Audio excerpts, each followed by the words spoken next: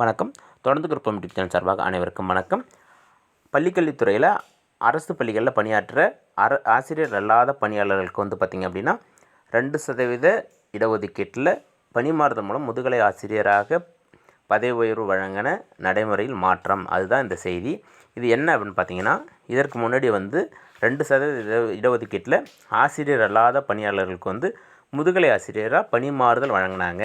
அந்த நடைமுறை பார்த்திங்க அப்படின்னா இப்போ மாற்றிருக்காங்க. இப்போ என்ன அப்படின்னு பார்த்திங்கன்னா, அவங்க 2% பணிமாறுதலில் அவங்க முதுகலை ஆசிரியராக போக முடியாது. அதற்கு பதில் பார்த்திங்க அப்படின்னா, போட்டித் தேர்வு நடத்துறதில் அவங்களுக்கு 2% இடஒதுக்கீடு கொடுக்குறாங்க. அதுதான் இந்த செய்தி. இதுதான் இயக்குனர் சொல்லியிருக்காங்க. இதில் என்ன சொல்லியிருக்காங்க அப்படின்னு பார்ப்போம். பள்ளிக்கல்வித்துறையில் தமிழ்நாடு மேல்நிலை கல்விப்பணி சிறப்பு விதிகளில் முதுகலை ஆசிரியர் காலி பணியிடங்களில் 50% பதவி உயர்வுக்கும் 50% நேரடி நியமனத்துக்கும் ஒதுக்கப்பட்டுள்ளது.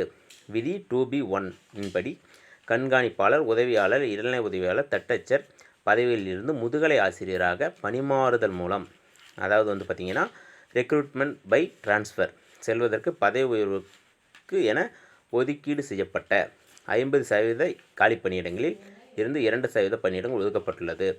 தற்போது மேற்காணும் 2% இடஒதுக்கீட்டினை நேரடி நியமனத்துக்கென ஒதுக்கப்பட்ட 50% பணியிடங்களில் 10% உள்ஒதுக்கீடு ஏற்கனவே பணியாற்றும் இடைநிலை சிறப்பு ஆசிரியருக்கு வழங்கப்படுவதிலிருந்து 8% குறைத்தும் எஞ்சிய 2 அமைச்சு பணியாளர்களுக்கும் உள்ஒதுக்கீடு செய்தும் தமிழ்நாடு மேல்நிலை கல்விப்பணி சிறப்பு விதிகளில் ரீஇஷ்யூ வெளியிடப்பட்ட அரசு ஆணை நிலை 14 பள்ளிக்கல்வித்துறையினால் 30/1/2020 விதி 2B2வில் பார்வை 5இல் விதித்திருத்தம் பெறப்பட்டுள்ளது.